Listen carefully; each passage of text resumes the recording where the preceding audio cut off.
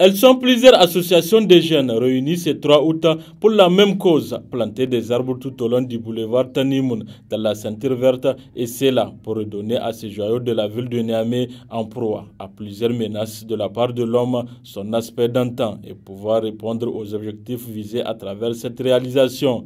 En tant qu'activistes de l'environnement, nous nous sommes réunis ici avec tous les camarades pour pouvoir faire le geste que nous considérons qu'un geste noble, un geste religieux et surtout encore c'est un geste citoyen et responsable. Cette ceinture, nous savons qu'elle a beaucoup, elle a contribué à nous protéger et elle doit continuer à nous protéger. Donc c'est pourquoi nous cherchons à la réhabiliter. Et surtout la réhabiliter pour que vraiment cette ceinture verte puisse sortir vraiment de l'appétit des vautours qui s'accaparent des terres. Ça développe également l'esprit de civisme en Oman parce que certains, c'est pour la première fois qu'ils participent à une activité de plantation d'arbres pareils.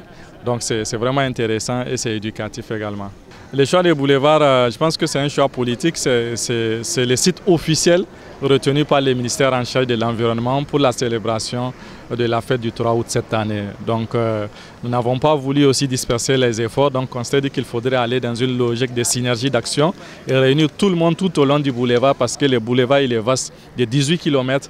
Donc si on arrive à mobiliser tout le monde, toute la population de Niamey autour de ces boulevards, je pense que nous allons réussir à planter le nombre d'arbres qu'il faut sur les 18 km.